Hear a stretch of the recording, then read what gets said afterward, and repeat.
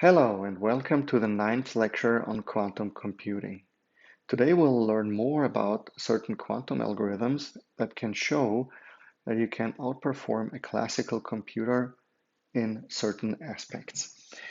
Remember last time we looked into Deutsch's algorithm, a very simple algorithm, but it already shows the potential of quantum computers. So remember when we started with four functions, we had the function number one, we had function 2, we had function 3, and we had function 4.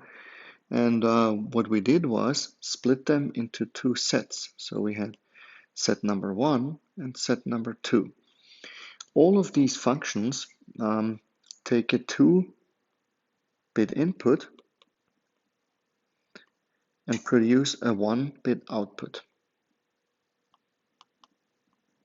Okay, and the challenge now is how can we find out as fast as possible if I don't know which function I'm querying, to which set of these two my actual function, the black box function that I'm querying, belongs to.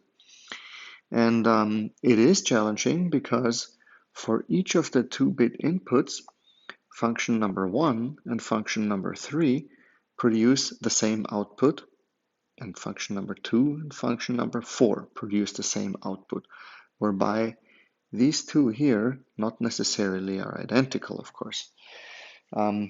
So with a classical computer, the challenge is solved by submitting at least two different inputs of that form. With a quantum computer, we could show that we can do it with only submitting one query. And what we used back then was a trick, and it's called the phase kickback, and that's also something we will use today. And starting with a simple searching problem, I'll show you where it can be useful again. So suppose that we're given a function of the following form. So it takes two input values and it produces one output bit.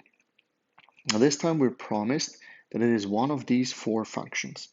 So let's call the first one f sub 0, 0, which can take four different inputs, four different 2-bit inputs, and it produces one only if the input is 0, 0. For f01, we have the same situation, except that the 1 is produced with input 0, 1. Same for f10, so we see the 1 when we supply 1, 0, and for f11, we see the 1 when we supply 1, 1. For all of the others, it's 0. So the goal now is to determine which one of the functions that it is that we're looking at. And in other words, the function takes the value 1 on one input and value 0 on all the others. And the goal is to find the input on which the function takes the value 1. And classically, we see that there are 3 queries necessary in the worst case and sufficient to solve the problem. So if I'm lucky and I submit one input and get the 1 as an output, then I'm fine, it's solved. But in the worst case, it takes me 3 queries to find out which is the correct solution or which is the function that I'm looking at. And interestingly, here in the quantum case, 1 query will be sufficient to solve that problem. And here's a circuit diagram describing part of the procedure. So there is a second part of the procedure here, which we'll look at in a bit. But let's start with what we have here now. We have the bits 0, 0 as a starting state. So we have definite states here, and we have the bit 1 in the input register. So we have 3 qubits as starting states, and then we have the Hadamard transformations that we apply. And remember what it does to 0. It lifts it in an equally weighted superposition between 0 and 1 with positive relative phase. Same for 1 here, except that we have a negative relative phase. And then this b sub f here is the function that we're querying, is the function that we try to find out. And the last qubit here, the third one, goes into trash after executing. That just means we don't need it anymore. And now let's have a quick look why that is. So if we take the state after the Hadamard transformations, it can be written as follows. So for the first two, remember, if we start with the Hadamard applied to 0, sorry,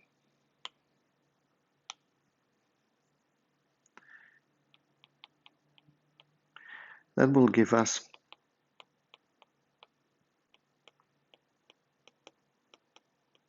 this one here. Same for the second one, if we apply that one.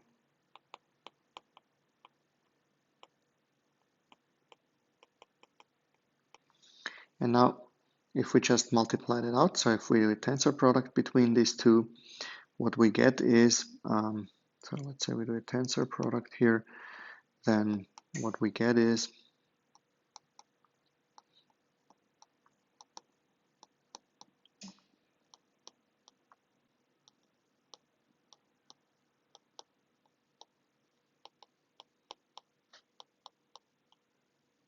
this one here, which is exactly the same as we just saw here, this one.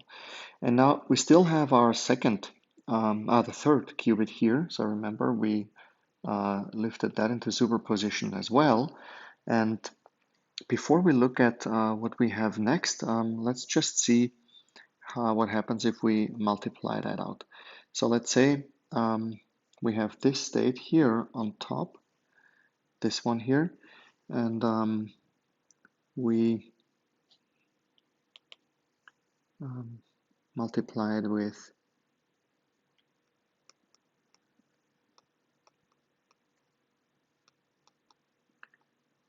this one here.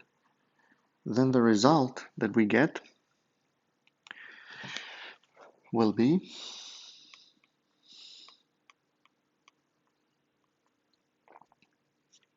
for the first one we have 0, 0, 0, then we have minus 0, 0, 1 plus 0, 1, 0 minus 0, 1, 1 plus 1, 0, 0 minus 1, 0, 1 plus 1, 1, 0 minus 1, 1, 1. Okay, and if we look at that now, remember for the function f0, 0, the first one that we had, the output is 1 if the input is 0, 0. That means this is the state. For the function 0, 1, it's this one here. For the function 1, 0, it's this one, and for the function 1, 1, it's this one here. Now, this form that we see here is exactly the same as if we would write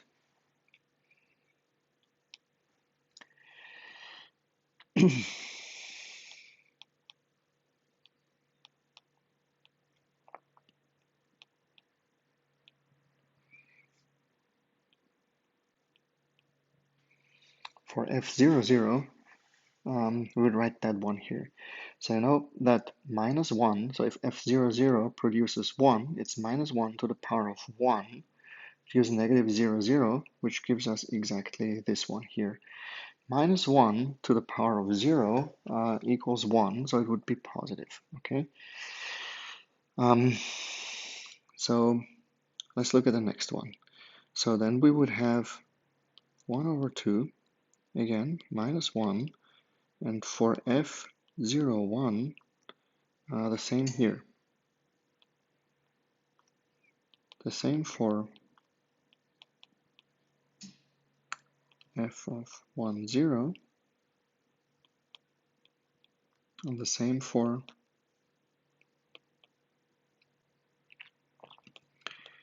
f of 1, 1.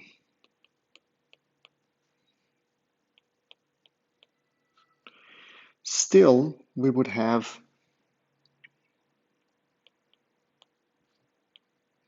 this one here, minus, sorry, for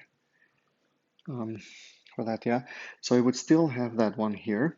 And this now is our garbage bit, so we don't need that anymore. So we kick that out. And this is exactly what's happening in that circuit right here. So it goes to trash, right? We don't need that one anymore. But still, what we did was we used that phase here from that one and kicked it back to the first qubits. And this is what's called phase kickback effect. So that's what we used. Okay. Now, if we look at the four possible states, so if our function is f00, then for the first one, for the 0, value here, we would have the negative relative phase, which is obvious when we look at what we just did before. You see that negative relative phase here, and the same you would see here. So when you say if it is the function f00, then the 0, the value here would become associated with a negative phase. And this is what happens here. The same is true for f01. So where we see a negative phase here, same for the next one for 1, 0, and the same for 1, 1. Okay. What's nice about these four states is that they form an orthonormal set. So that means, as we remember, they're unit vectors and they're pairwise orthogonal. And pairwise orthogonality, you can check. So if you look at the inner product here, so we have phi AB and take an inner product with phi CD, so which are the four elements of our vector, and they give you 1 if A equals C and B equals D and 0 otherwise. And whenever we have an orthonormal set like this, it's always possible to build a quantum circuit that exactly distinguishes the states. And this is what we need now. So although we have associated a negative relative phase with the state, depending on which function we are looking at, we still need to measure the system and get the correct result. And this can be done by using the unitary that we see here on the bottom.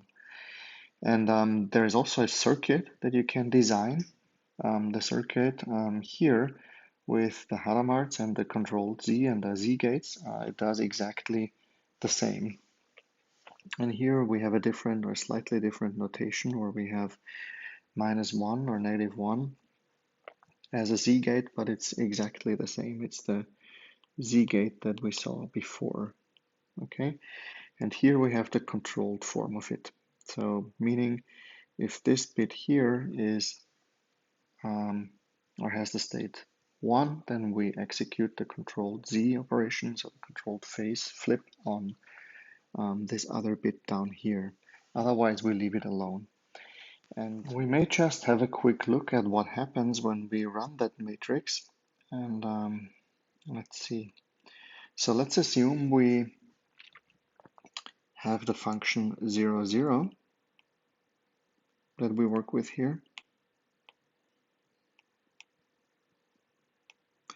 which means if the function takes 0, 0, it produces 1. Okay, so for our state up here, that would mean we have 1 over this 1 over 2 negative 0, 0 plus 0, 1 plus 1, 0 plus 1, 1. That's the state we're in, which can also be written in vectorial form as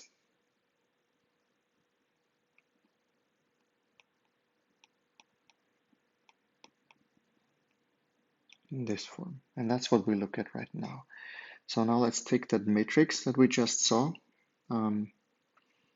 which is, let me write that down a little simpler.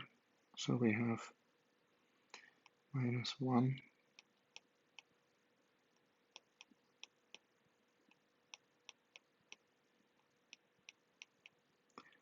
that's what we have here, and then we run that on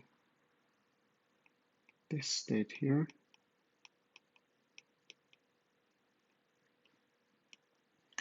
And you see, if you execute that multiplication, what you get is this value. So, which is the state 0, 0, which says we run the function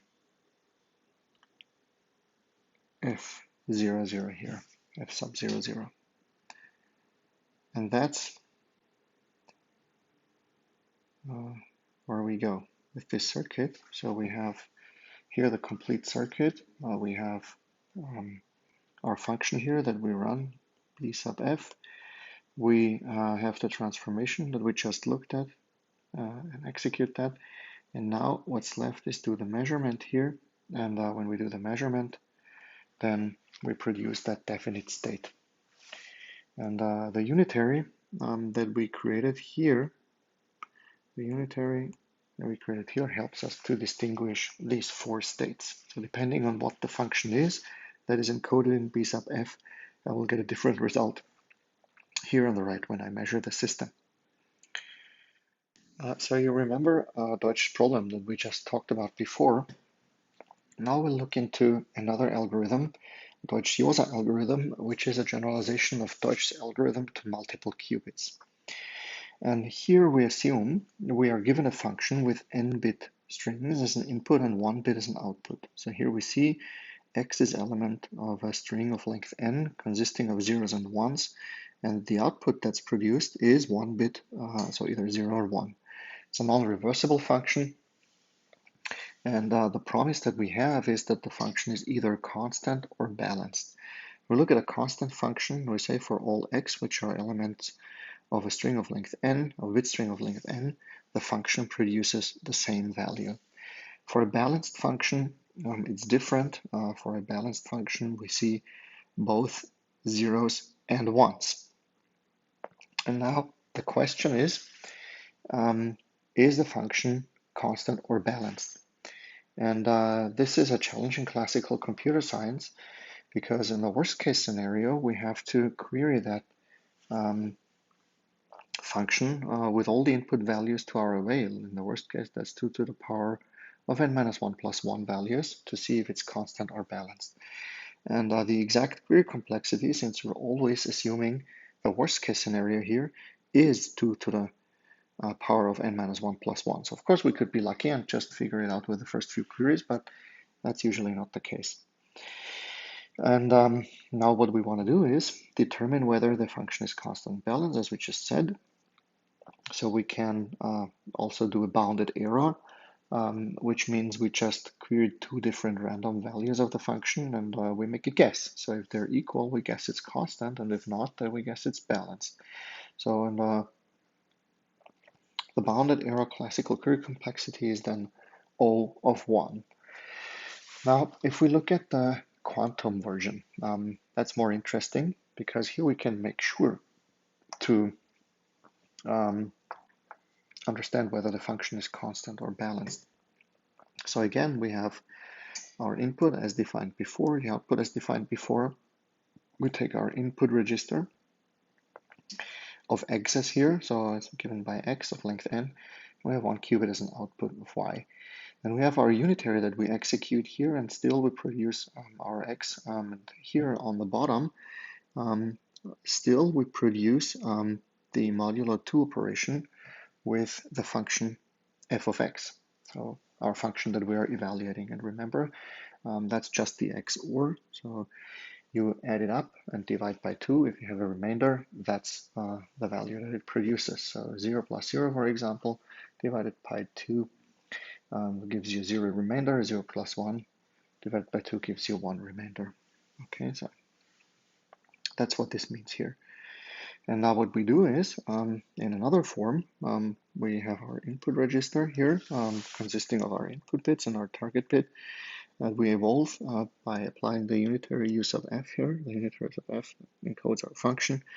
And then the output that we produce is the tensor product of x. So our output bits are the values of the input bits in that case.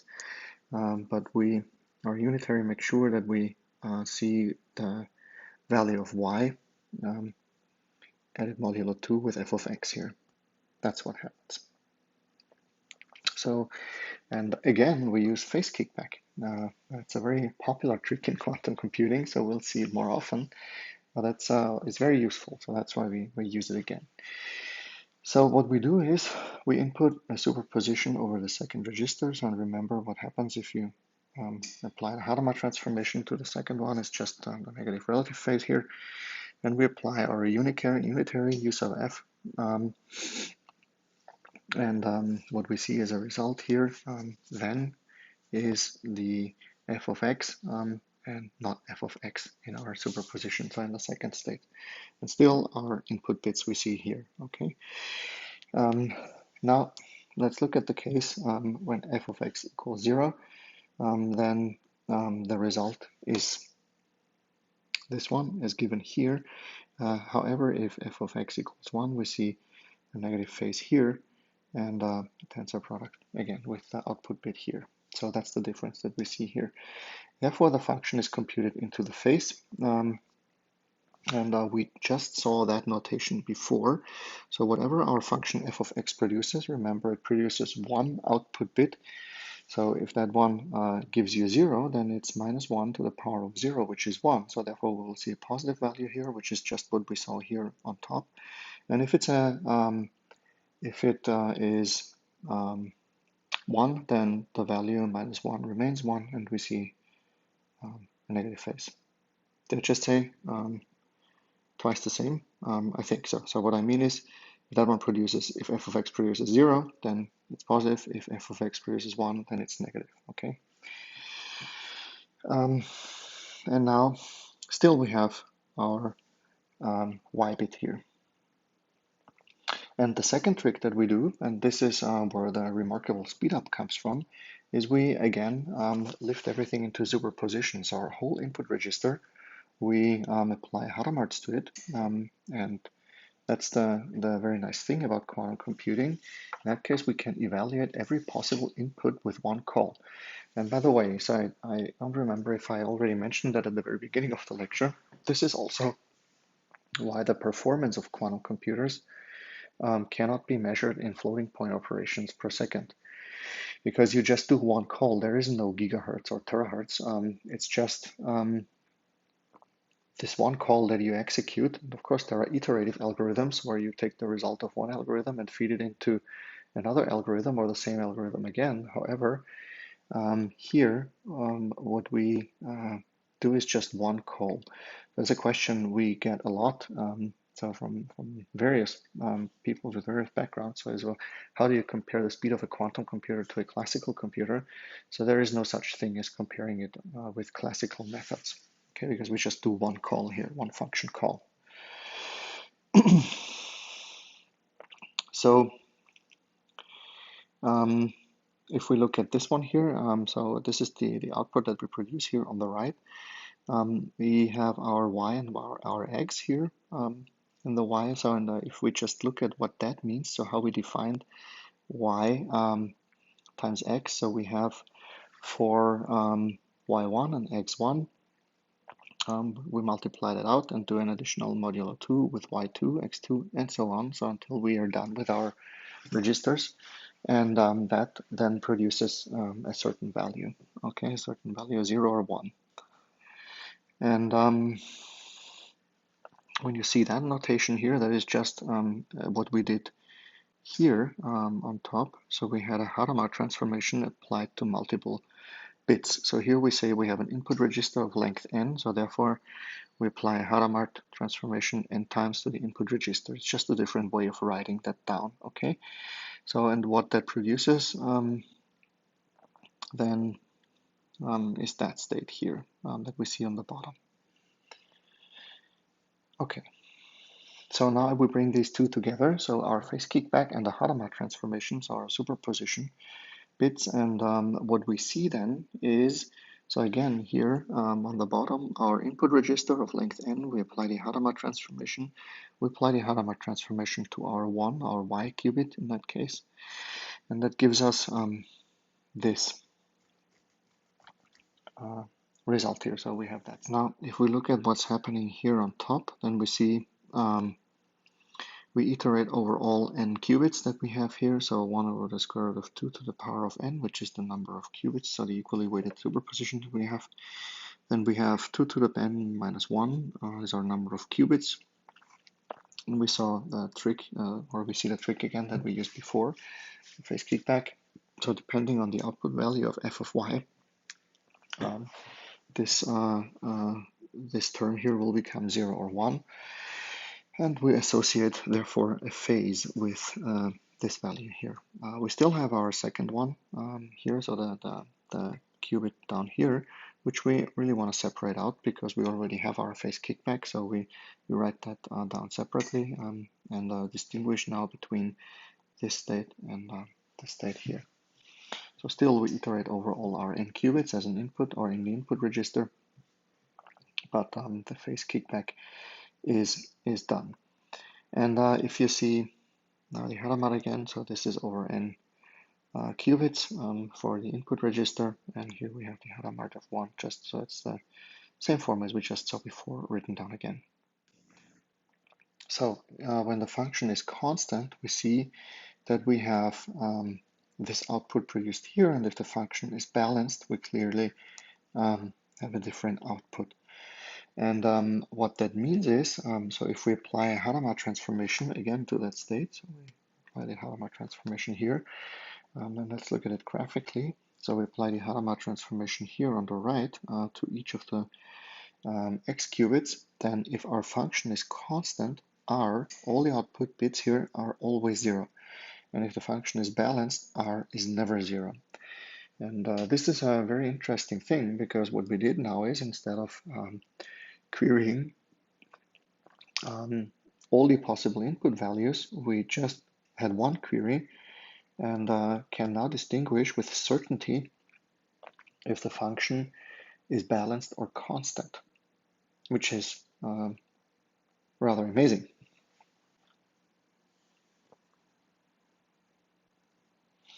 So if we sum that up, we have given or have been given a function f of x mapping n bits to 1 bit. Okay, so this is the form of the function that we have.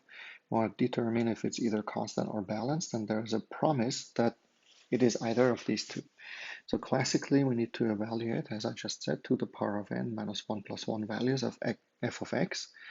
And with only one query, we have our function evaluation if we do it quantumly. And here, in this nice short circuit diagram on the bottom, it's summarized again. So what we do is we have our input register with n qubits. We apply the Hadamard transformation to each of these. We have another input here with 1 and apply the Hadamard transformation to that one too. We use that 1 down here, that 1 qubit in superposition to again apply the phase kickback or utilize the phase kickback. Then we apply our unitary transformation. That's the function that we're evaluating, the function that is either constant or balanced. So it's encoded in the form of u sub f.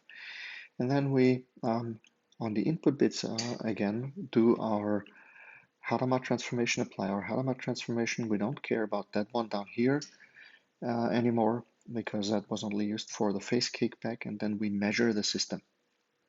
And as we just summarized, if it's constant, r, the output here on the right is always 0, so all my x values are 0.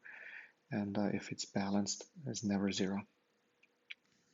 Now, let us look at the Bernstein-Vazirani problem, now Bernstein-Vazirani algorithm. It is very similar, or to some degree at least similar to the Deutsch-Jozsa problem that we just looked at before. We are given a function with n bit strings as an input and 1 bit as an output. So we can see here we have our bit string of length n, and the function executed on that string produces an output of length 1, so 1 bit. The function itself is of the form ax and the modulo 2 addition here with b, so x or b, where a is also a bit string of length n, and b is of length 1, so a single bit. And we define ax, so here it's defined as a yx, with, so x is of length n, y in that case, or a before is of length n. We take y sub 1 in that case, x sub 1, and XOR it with y sub 2 and x sub 2 and so on until we are by y sub n and x sub n. And now the question is, how do we find the bit string a? And notice that querying f yields a single bit of information, but we need n bits of information to describe a. And the bounded error classical query complexity is omega of n. If we look at that algorithm, or at least how we started, that's also how we started with the Deutsch-Josa problem.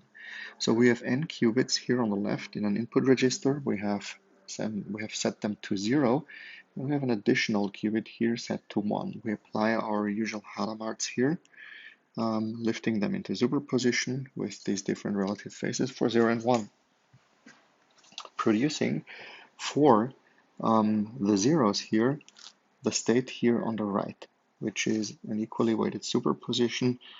And you know that trick already. So depending on what value this function f of y here produces, 0 or 1, minus 1 becomes either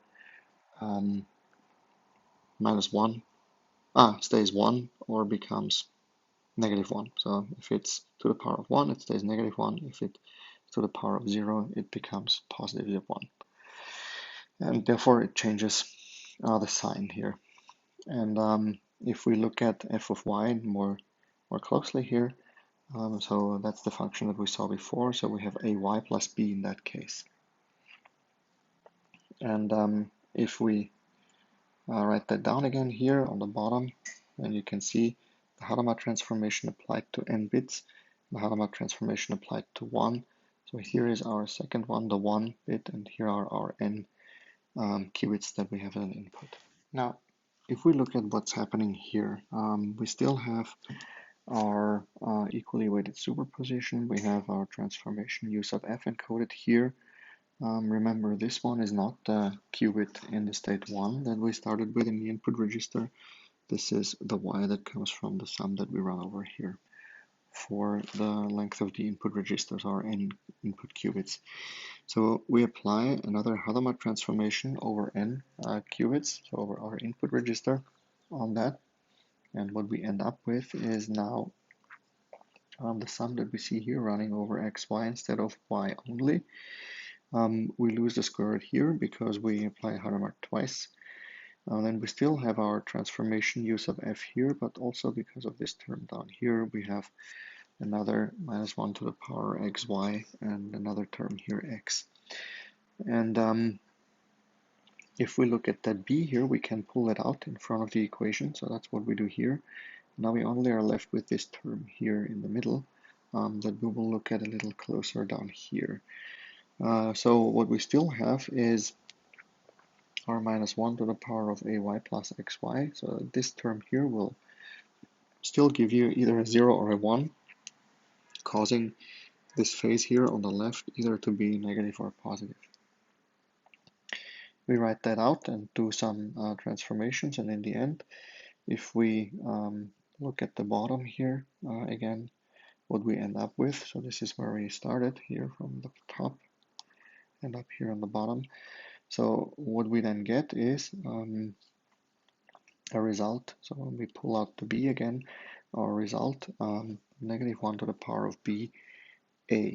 So, and what that means is with only one call, very similar to what we just did with the Deutsch-Josa algorithm, only one call, if we implement this algorithm, we can find out the string a. So we can determine the string a with only one query, which is very amazing again. So something that you cannot do with a classical computer.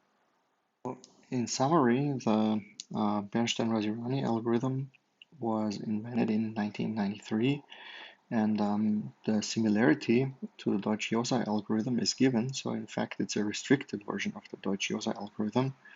And instead of distinguishing between two different classes of functions, we learn a string encoded in a function.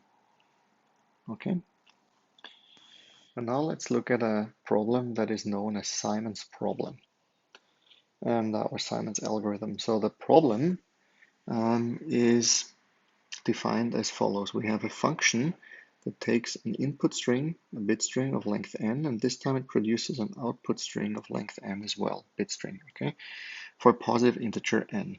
And access to this function is restricted to queries to the black box transformation bf as before, and the function f is promised to obey a certain property. And this time this property is more complicated than um, the other functions that we looked at. And in that case, if we look at the definition down here, we have two different inputs here, x and y. And if we feed x and y to this function, and the output is identical for these two different inputs, then there is a substring s of length n that takes so that is defined by the modulo 2 addition, the bitwise modulo 2 addition of the two input strings. Okay, let's look at an example here. So here we have n equals 3, so we have inputs and outputs of length 3. And now let's find two outputs that are identical. So let's just start with the first one. Here is 101, and here is 101. So we see that we have two different inputs, 000 and 110. If we now do the bitwise modulo 2 addition between these two, so let's quickly write that down. So we have 000, and do the bitwise modulo 2 addition with 110. The result is 110. Okay, let's look at another one here, 010 and 010 down here. So the inputs are 001 and 111.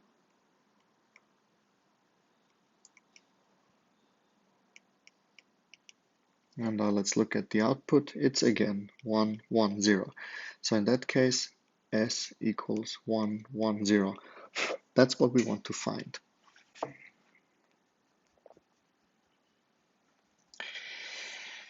Yeah, as written down here, for this example that we had before, the string S is 110, and every output of F occurs twice. And the two input strings corresponding to any one given output have bitwise XOR equal to S equals 110. This is how we define the algorithm, so very similar to what we've seen before, with the difference that we down here do not start with the state 1, we start with a 0 register of length n as well. Okay, and we don't apply Hadamard's down here, so we apply Hadamard's only up here. So the BF gate is very similar, only slightly different to what we've seen before, because the input and output in that case are n bit strings. So if we look at that here, we see B sub f applied to x and y, as we've seen it here before.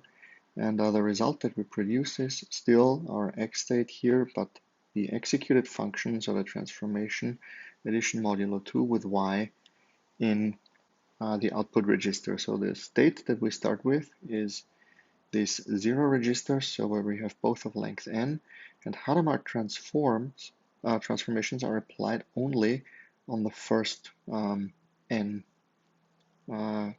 qubits, so on this one here. Okay, giving us the following state, so an equally weighted superposition for all the x, and still our second register here is in the state 0 of length n. After the transformation BF was applied, we end up in the following state, so still an equally weighted superposition for the first one, but we see the f of x, so the computed function in the output register. And again, as just before, we apply n Hadamard transformations to produce the following state. And also here, that's not new, so that's exactly what we've been doing before. We lose the skirt here because of the repeated application of the Hadamard transformation.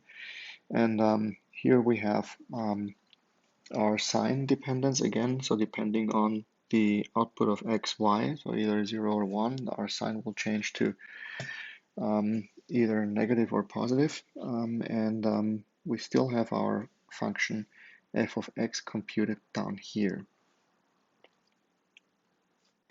The probability to measure any given string y is now given by this term here. Again, looking at our output function, so our transformation result that we see here in that register. And let's now define A equals range f, where we say the range of f of x is all the y values, where there is a number x with y equals f of x.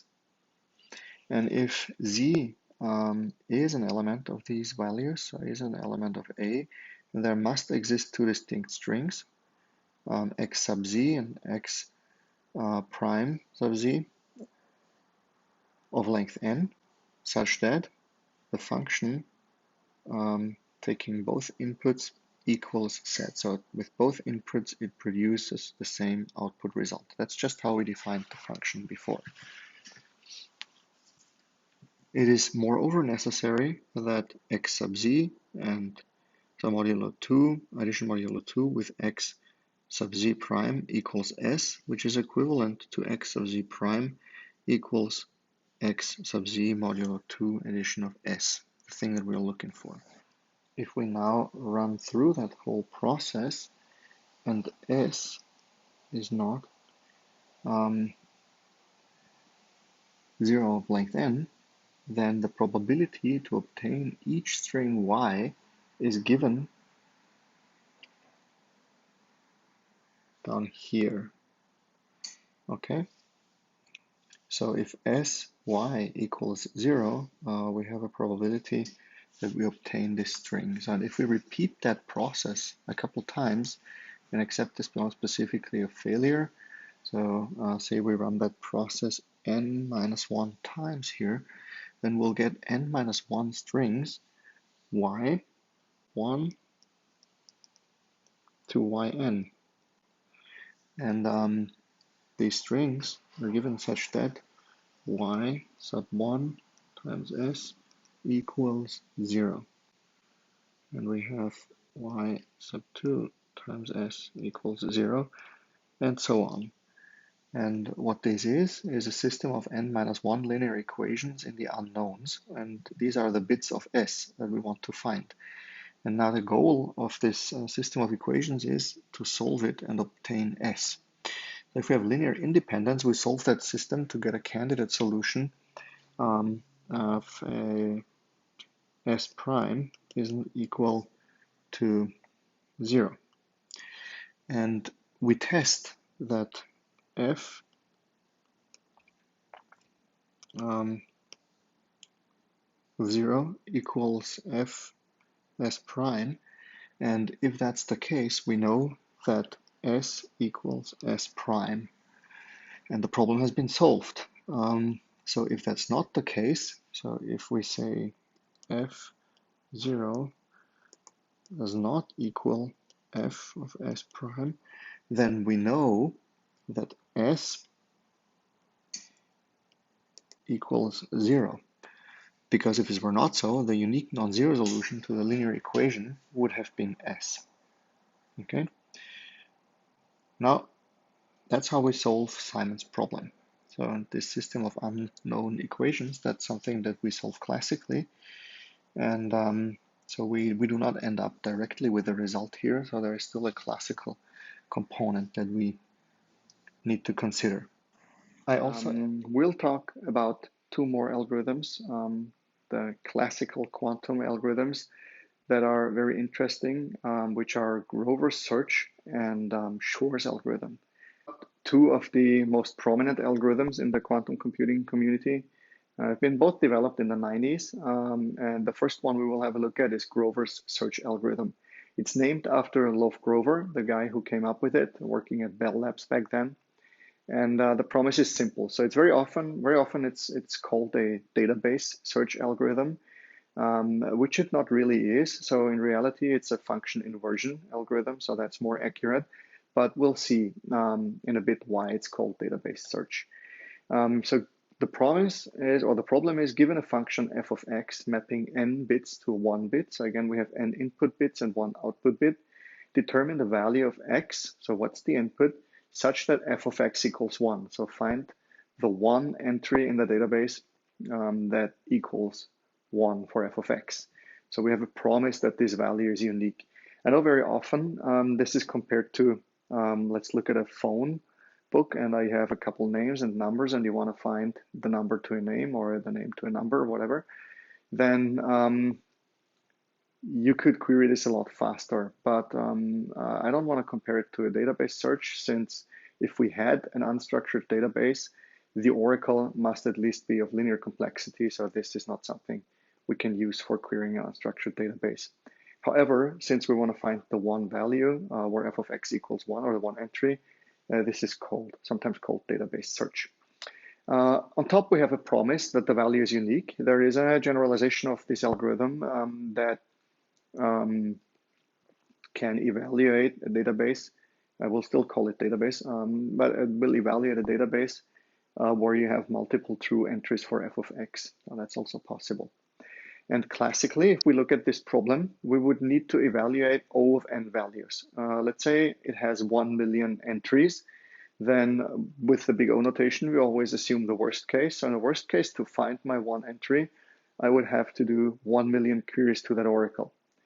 And Grover's algorithm enables a search with O squared of n, which is, let's say, again, 1 million entries. I can do it with 1,000 queries.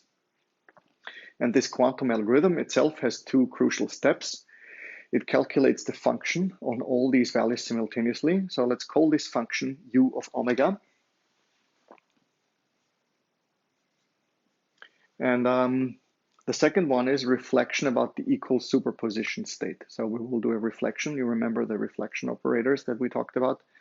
And this is the second step. So, and this is an iterative algorithm. So we repeat this O of square root of n times. And let's look at that first transformation in more detail.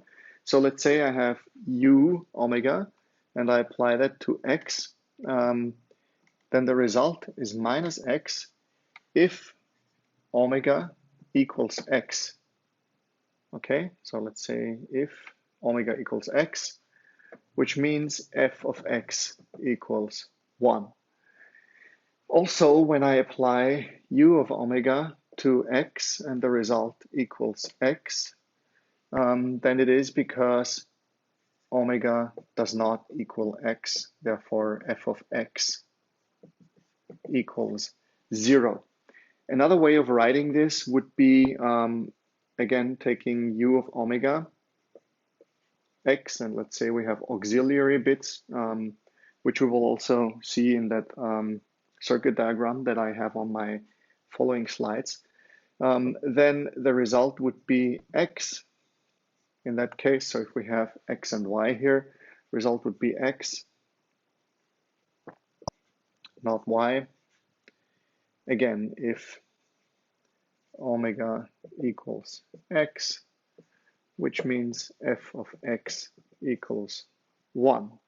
And same for the application on x,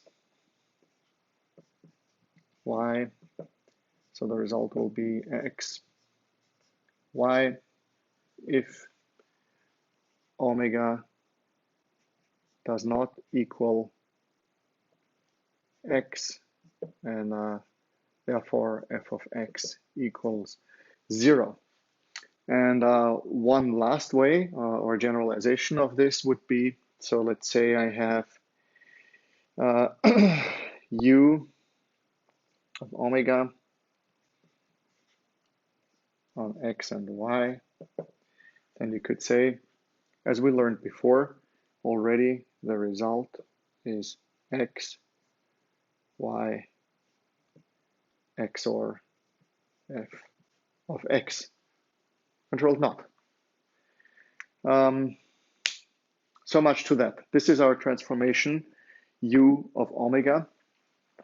Sorry, there's a pop-up came up here.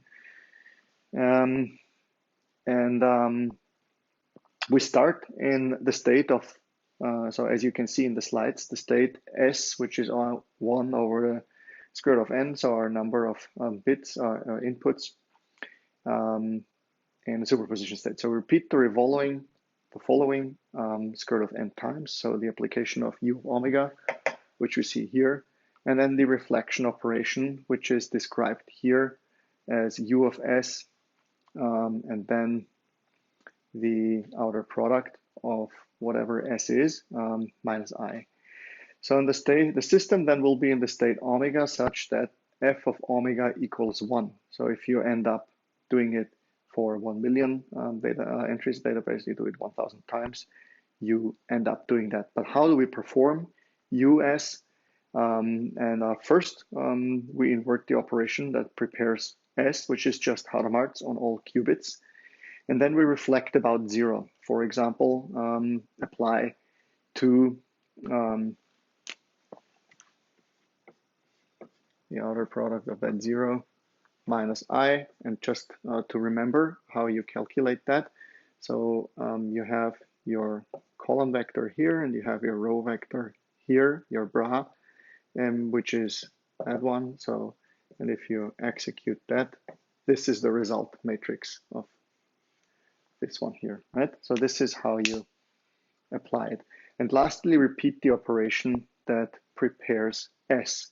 So all that you can see here in that Grover diffusion operator. This is what it's called in the circuit diagram. And then the Hadamards denoted here in that case with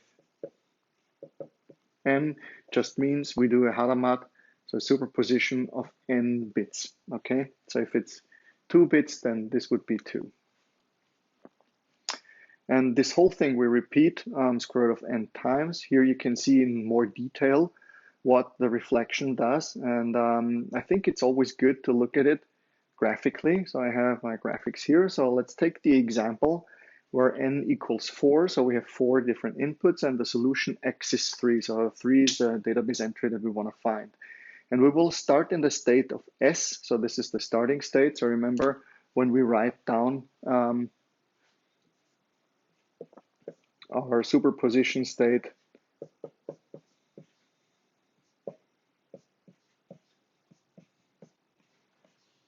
in that form, or as it is here, 1, 2, 3, 4, then this just means the first one for 2 qubits is 0, 0, the second one is 0, 1, 1, 0, 1, 1. Okay, that's how it works.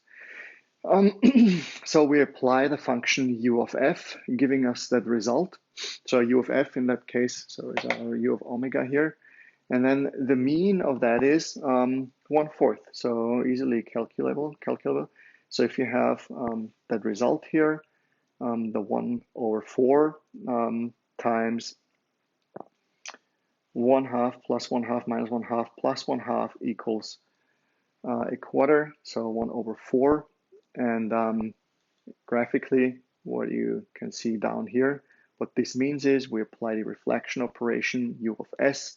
The result will be 3, so the desired state that we're looking for. Okay, so and you see you increase the probability of measuring the system in that state, so of getting that result. Another example, so if we take n equals 1 with the solution 6, then reflect the target like we did before in the previous slide, then the result is 7/27th. And then reflect about the mean, reflect target again, the mean is 17, 243, and you can see for the result being 6, how it changes, right? So the probability increases for the result of 6 being measured. Okay, reflecting about the mean, solution with high probability. Keep in mind that still, although we can be fairly certain that this result will be measured, a quantum computer is always a probabilistic device. So it's the solution with a very high probability. So it doesn't equal 1. Probability doesn't equal 1 to measure the system in that state. It's close to 1 if you do it right. So another way of looking at the whole thing is rotations. So we define the ket perpendicular to omega. which is given by that equation that you can see here. And as you know, reflections can be executed via sine and cosine, so trigonometric functions. And here you see the angle.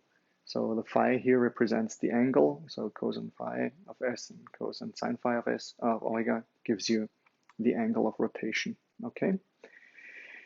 And the u of f reflects omega and leaves all orthogonal states unchanged. So that means there's a very important sentence here. We still have orthogonality, which is the requirement for us to be able to distinguish between the states that we have in the system. So it's important when you measure the system, and it's important when you run operations on your superposition state. Okay. Here's more detail on the reflection operations, rotations. I'll skip over that. I think, again, it may help to look at it graphically. So you see what every iteration, every Grover iteration, let's call it that, gives you. So where you can see the application of u of s and u of f, so our function plus the reflection, and we do it again and we do it again.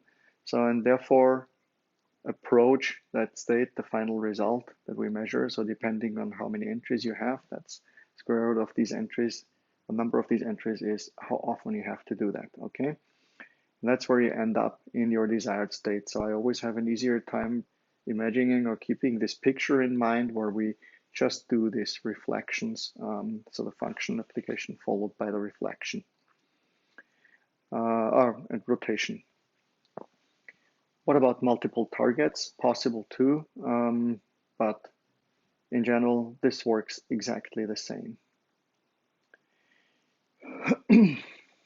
This is Grover's search algorithm. So keep in mind, I would not call it a database search per se, although when we describe it, when people talk about it, it is called a database search, but it is not. In reality, it's a function inversion, and it's not possible to perform any better in that case. So this is the fastest you can go with the search algorithms through an unstructured database. Okay. All right. The next thing we will have a closer look at is quantum Fourier transform. And so you know Fourier transform. Imagine you have or let's start differently. We will look at this quantum Fourier transform because for the next algorithm that we will try to understand, it's Shor's algorithm, it's essential. So it is based on a half classical part, but then the quantum Fourier transform is a very important part of that algorithm. So you may have heard about Shor's algorithm. It's the one that allows you to factorize primes. So you can factorize numbers into primes, so you can find the prime factors of any numbers. And classical encryption algorithms, such as RSA, they're based on the promise that this is a very difficult problem and cannot be achieved easily with a classical computer. But it turns out with Shor's algorithm, you can do it. And here's how that goes. So let's talk about the Fourier transform first. So let's say we have a smoothie. That's always a good example. How do you find the recipe? So you have the final product, but what's in it? And you may have some filters that you want to apply. So let's say you have the banana filters, you have the orange filter, you have the milk filter, you have the water filters. And so what we want to do is apply each of these filters on my smoothie. So let's say the smoothie equals a signal. I apply a filter on that smoothie, and then I find out how much of each component, or in terms of a signal, how much of its frequency component is contained in the smoothie, okay? And we can so reverse engineer the whole, so all of the ingredients of that smoothie. So there are a couple of caveats though that we need to consider. So one is that filters must be independent. So the banana filter needs to capture bananas and nothing else. Same for a signal. If I have a specific signal that I want to catch or a frequency component, then I only want to have a filter that filters for that specific frequency component and not for a couple others. So it doesn't overlap with other filters. The filters must be complete. We won't get the complete recipe. So if we talk about smoothies again, if we leave out a filter. So there is something missing then, right? So and that's the same with the frequency analysis that we do. And the ingredients must be combinable. Smoothies can be separated and recombined without issue, but the ingredients, when separated and combined in any order, should give us the very same smoothie again. And this is also what we're looking for in a signal. If we have a signal and we analyze it into its components, then recombining these components must give us the very same signal again. If it does not, then we know something is missing or we did something wrong. Here is more information on the Fourier transform. So, but basically, it is what I just told you. It is the decomposition of a signal into its components. And so it's one of the most useful mathematical tools in modern science. It's amongst many other things used for removing noise from data. It's used for examining the properties of crystals. It is used for producing holograms, what we can see here, and is especially useful when we have something with underlying periodicity. So imagine that sine wave that we have here in the picture with a bit of frequency noise. So that's very important if we can get the clean signal. So if we remove the high frequency components, in that case the noise, then we get the clear signal. Okay, so this is the clean set of data. And usually when you do a prediction, let's say you have some time series and you want to analyze that time series, be it sensor data from vehicles, be it whatever else. So, and you have that time series, then you want to get rid of the noise and you want to use the clean signal to make a prediction. There are other things you have to worry about, like seasonality, but then if you want to get rid of that noise first, that's the most important thing, okay? So, but then here, we want to find or what the Fourier transform allows us to do, and that's important for Shor's algorithm. It allows us to extract the periodic behavior of a function. So it can be used for period finding, and that's the basis for Shor's algorithm. And how we use that in quantum Fourier transform, we'll see in a bit, but that's the most important part. The period of a function is just its recurrence, right? So when does it come back to its initial peak? So what's the period to complete one circle? What we will look at is the DFT, or discrete Fourier transform, which is a Fourier transform that just works on discrete data. So as you can see here in my slides, it looks rather formidable, but it's not so much. So it's not too complicated at all. Let's say we want to analyze for the frequency component k here, then we say y k equals 1 over the square root of n, so how many signals you have at all. Then you have the xj, which are complex numbers, and you have the exponent here. So you have e to the power of 2 pi a k over n, and that's just all constants plus the signals that you want to use and the frequency you want to analyze for, okay? I think it is always good to look at an example. So let's say we have a signal. We have xj given with 1 and 2. So we want to calculate yk, okay? So for x0, we start with x0 is 1 and x1 equals 2. So that means we have n of 2, so 1 over the square root of n is 1 over the square root of 2. And we start with the frequency components 2. So in that case, for k equals 0, so that's what we want to analyze, and k equals 1. We want to see how that goes. So and you just plug in the values. So y of 0, which means k equals 0. So which means that exponent on the right, you can also plug in 0 for that, and which gives you 0 in that case. Then you see the result is just 1 over the square root of 2 plus 2 over the square root of 2 equals 3 over the square root of 2. And for k equals 1, same procedure here, except that you will not get rid of that whole exponent here. So you will have 1 plus 2 e to the power of I, okay, because k equals 1 in that case. And So that's the result that it gives you, and the result then is -1 over the square root of 2. So for both components, k equals 0 and k equals 1, you have analyzed the signal which was given by 1 and 2, and that's the result that you see here. So it's all in all, it's not too complicated. The formula looks complicated, but it's just plugging in. It's not that difficult. Since our state vectors for qubits are just vectors of complex numbers, we shouldn't be surprised that the Fourier transform can be applied to the state vector as follows. So the DFT of this state can be outputted. So if we have our superposition here, so again, you remember you have that column vector on the right with A0 to A n-1. These are your amplitudes that we will look at. And the J's are your states, so the possible states of the system. Then we'll look at that in more detail. So the DFT of the state can be computed as f of psi, so if we call our state psi, equals bk to k, and then we analyze what our bk is. It's the Fourier transform that we just did before in the previous slide, so nothing changed here. But again, let's look at an example. I think that helps.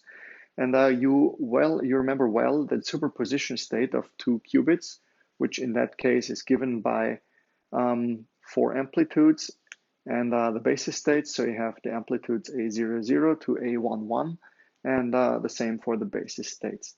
And that's what we're going to analyze in that case. So we're just plugging in, and so n equals 4 in that case. Okay. Since we have 1 over the square root of n, this becomes 1/2. And we go from 0 to 3, which means we have our 4 inputs that we consider. And if you just plug it in and analyze for 0, 1, 2, 3, you get these results here. Okay, this is how you want to write down in quantum form with amplitudes that you don't know that Fourier transformation. So it's the exact same procedure that we had before. You can try and plug in and reproduce this formulae, but it's really not difficult. It's just plugging in. And so let's create a unitary out of that, so the quantum Fourier transform. Let's look at how we can construct a unitary out of this. So we write omega equals pi I over so e to the power of pi I over 2, and noting that if you take that to the 4th power, it's e to the power of 2 pi I, which is 1. Okay, so and when you look back, so I will just, hop back to that original calculation. So we want to create a unitary out of that. So look at the signal B0 here. So you have the amplitudes A00, 01, 10, 11. And you don't have any other amplitude before, so which means you have all ones. Okay, so the first line that you see here is all ones. So let's go back again. Let's look at the signal B1. So here you have, when you look at it, 1 e to the power of I pi over 2. Then you have, I need to get a little closer, e to the power of I pi, and you have e to the power of 3i pi over 2. Okay, when you plug that in again, this is the result. So you have omega squared, omega to the power 3. And then you do that for the rest of the signals. So for 1 and for 2, you do the very same. For 2 and for 3, sorry. And then noting that omega to the 4th power equals 1, you can, and omega, so if if you take e to the power of 9i pi over 2 is the same as e to the power of pi I over 2, that equals I. So then you can plug in the results here, and on the right you see the Fourier transform. And this can easily be shown, and again, please feel free to try. This can be shown to be a unitary operator, so you know how you can verify if it's a unitary operator. So you check the operator, and here we have nice complex numbers in it too. So you take its complex conjugate transpose, and then you multiply it by it, and if the result is identity, then you know it's a unitary operator. So you can build a fairly simple circuit that performs this transformation. So I have an operator that does the quantum Fourier transform. It's quite simple, but has an additional gate that you see here. It's the controlled RK gate. It's a rotation gate here. And you just see the phase angle on the right bottom is e to the power of 2 pi I over 2 to the power of k. And it's a controlled gate, as I said. So if the control bit is 1, it's executed. If not, it's not executed and leaves as the state as it is. Then what you also need to do is a swap gate, implement a swap gate on 3 qubits in that case. So the swap gate, as you remember, it swaps on 3 qubits, so it swaps the bits. And that's also easily done. So you remember how you want to construct such a gate. So let's say you have an input state of 1, 0, and what you want to produce is a state that is 0, 1 in that case. So you swap these two, then you create, you just take the column vector here, 0, 1 in that case, and here you have a row vector. Sorry, 0, 1 in that case is 1 here, 0 here, and 1, 0 is 0, 0, 1, 0. And you multiply that out and get a matrix, and you do that for all the transformations that you see here. And if you did that, you just add all the matrices together, and then you get that big matrix that you see here. So that's how you get to that. And now the circuit performing the whole quantum Fourier transform is as follows. So it has our Hadamard transformation well known. It has a rotation that we just saw before. And that's it. Well, that's the quantum Fourier transform. Here's a 2-qubit quantum Fourier transform. No key information left here. Yeah. Very good. So now that you understand how to implement the quantum Fourier transform, we want to have a look at Shor's algorithm, which is one of the most important algorithms, arguably, in quantum computing. So Shor's algorithm is a factoring algorithm. It is difficult, so you want to decompose a number into its prime factors. Feel free to try that out and find efficient algorithms classically, but you will see soon that it is very difficult to find the prime factors of a number. Okay.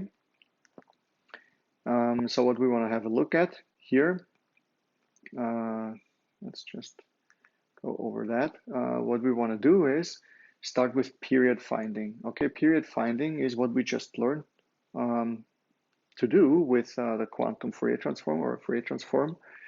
And you'll see it here. So on the bottom of that slide, you can see a signal, and you can see the recurring components. And that means that is the period that we want to find and analyze. And the key insights that Shor used is that period finding can be performed efficiently on a quantum computer, and it can be used to factor integers. So that's important. So these two things are the most important insights that Shor provided in terms of his algorithm. So what we want to do is we have a number n on a quantum computer, and we want to factor that. So what we do is we select x co-prime to n and use the quantum computer to find the period of f of s. So this is our signal, and say x to the power of x modulo n, the number n that we want to analyze. And we use the order of x to compute possible factors of n and check if they work. If not, then we just rerun the whole algorithm. Okay. A very early result already in 2001, so it's 18 years old, has been obtained by, or was obtained by IBM, and they showed that they can factor the number 15. It was not very impressive because right now our keys have 1256 or even up to 1024 bits, But in that case, they were able to factor the number 15 into its prime factors. But what they showed was that it works on a quantum computer. And an important thing is that the RSA crypto system, so this is one of the most commonly used algorithms for encrypting communication, relies on our inability to find the prime factors of very large numbers. And so there are two classes basically of encryption or cryptography, so that we consider to be important. So one is symmetric, and one is asymmetric. And the asymmetric one, that is the one that's important.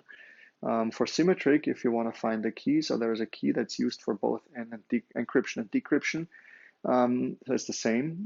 You want to use Grover's algorithm, which is significantly faster than any other algorithm.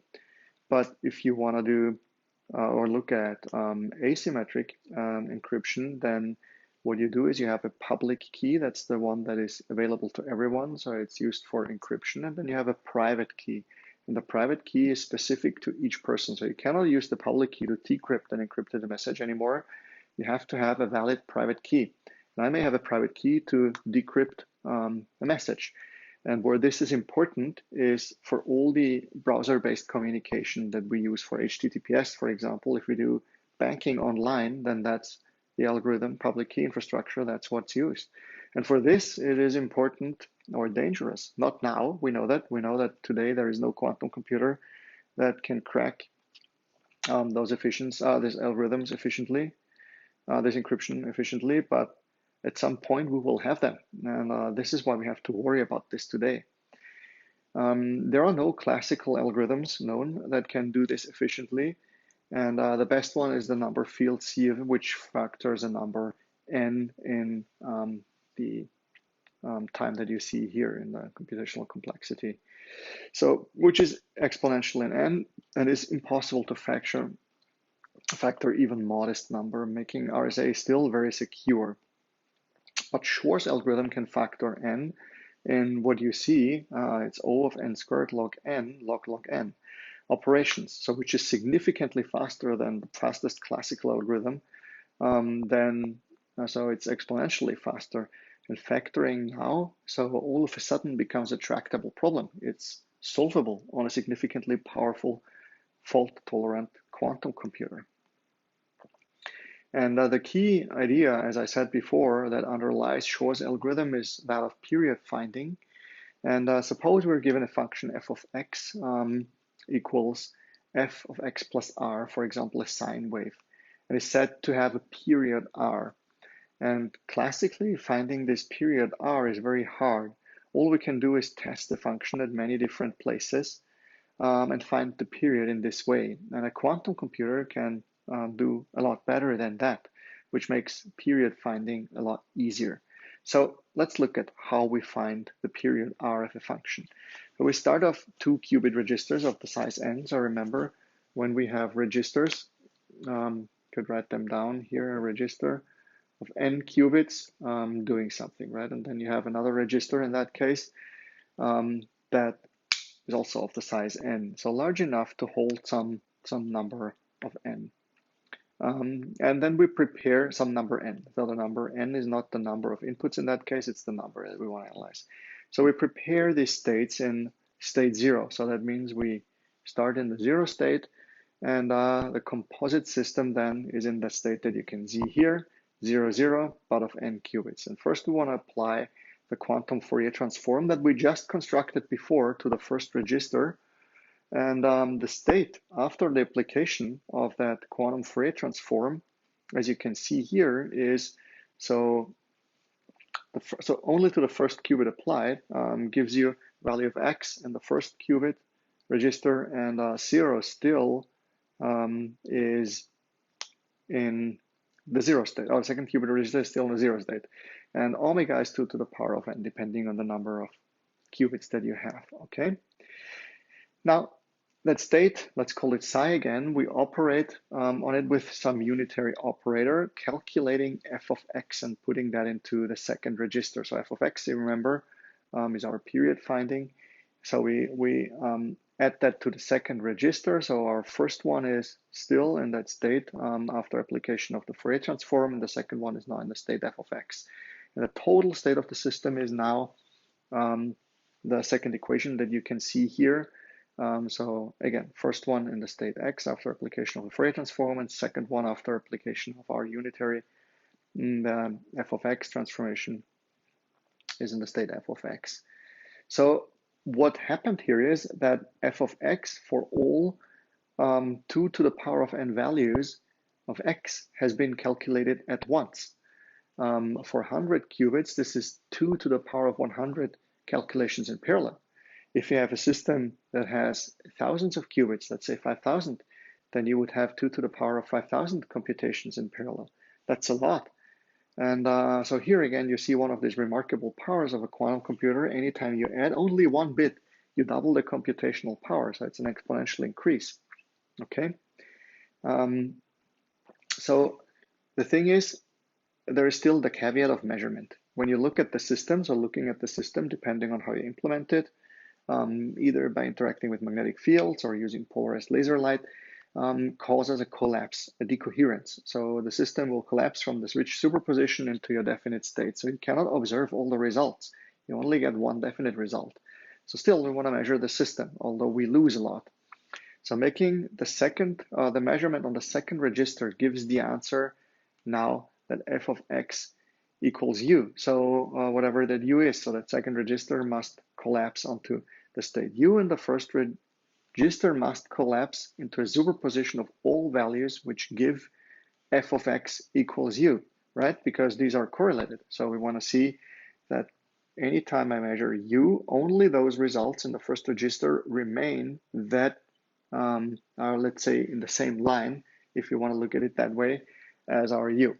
So the contents of that first register are periodic. So when we apply, so periodic means, yeah, you know what periodic means. We just talked about it before. So apply a QFT to obtain the spectrum. So the spectrum is that what we analyze. So we went again do the quantum Fourier transform. Looks formidable again, but it isn't, as we learned. It's the same operation that we just did before. And it follows that this is the result. So from that, it's easy to deduce R as long as J and R in that equation have no common factors. So if they do have common factors, the algorithm does fail, and we must run it again and hope for better luck. So we can use a quantum computer to measure the period of a function.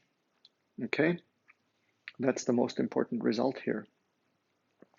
And the last one, so please also read that last sentence here. So choose f of x equals a to the power of x modulo n, where n is the number that we want to factor. And a should be smaller than n, of course. Then the period r can be used to find the prime factors of n. And you may choose randomly. So stages of Shor's algorithm to find, to go through are: if n is even, return a factor of 2. If determine whether n equals y to the power of b for integers, y greater than b greater than 2. And if so, return y. Yeah, and you see how the period is calculated.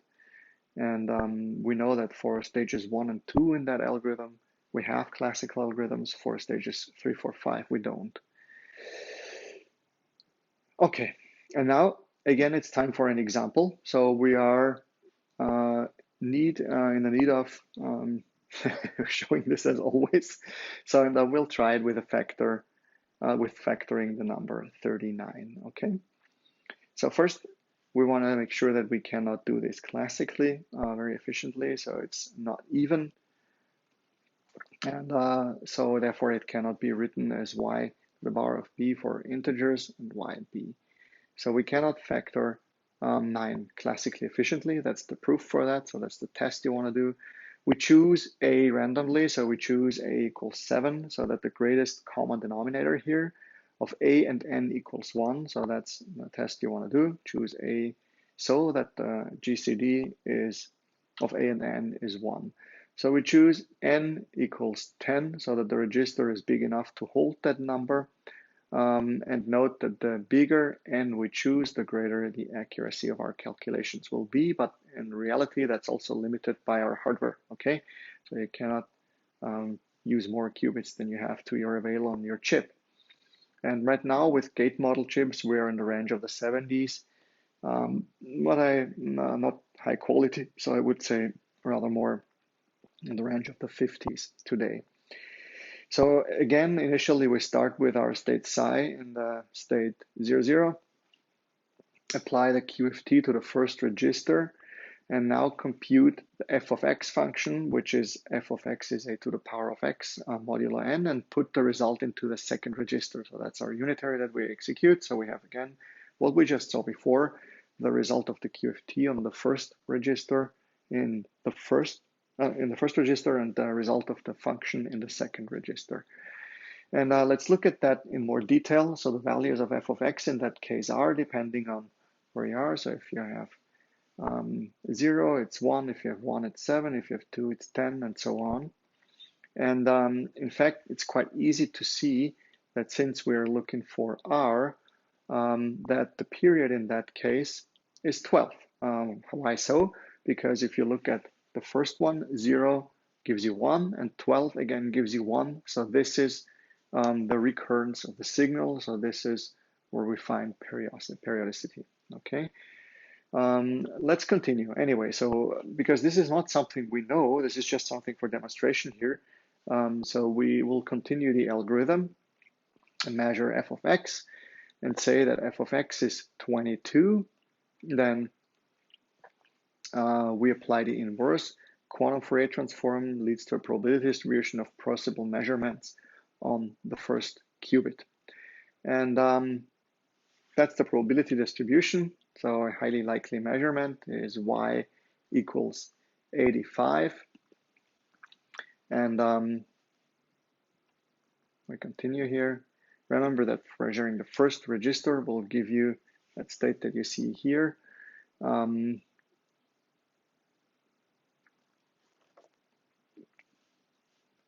Then you execute the steps. So here is step 5 of Shor's algorithm. So we notice that R is even. And then you do these computations as specified here. And finally, compute the greatest common denominator from of a to the power of r half plus 1 and n, and gives you the result 3. So you have 3 and 13.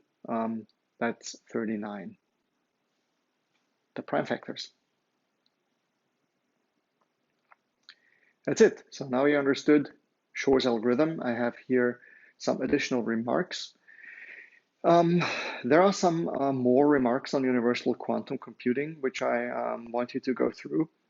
That's the last lecture on algorithms today. The next time we will look into quantum annealing and how quantum annealing works, because all that we talked about up until today is gate model quantum computing, and quantum annealing is this other architecture that works slightly different. So it's only suitable for optimization problems and sampling tasks, but still we know that a lot of the problems in real world can be converted in such problems. So therefore, it is very valuable. It's the biggest system size that we have today, with currently a little more than 2,000 qubits. I say a little more because it cannot always be said exactly how many qubits one system has because of manufacturing problems. But then we will expect about 5,000 qubits still this year. And this gives us, so in theory, a solution space of 2 to the power of 5,000, which is fairly big, that we can evaluate with that system. That's why it's exciting. Thank you very much for today.